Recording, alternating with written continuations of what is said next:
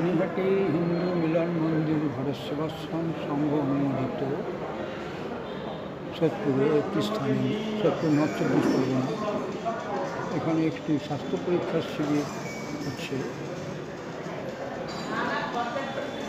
পানিহাটি হিন্দু মিলন মন্দির যুগাচার্য শ্রীমৎ স্বামী প্রণমানন্দ মহারাজজি এই মন্দির প্রতিষ্ঠানে আজকে একটি স্বাস্থ্য শিবির করা হয়েছে। ঘোলা অ্যাপোলো ক্লিনিক স্বাস্থ্য সচেতনতা শিবির আয়োজন করেছেন প্রবীণ সমিতির সত্ত্বেও আপনাদের যদি কারোর দরকার থাকে এখন আপনারা আসতে পারেন। আজকের এই মুহূর্তে আমি লাইভ নেওয়ার চেষ্টা করছি।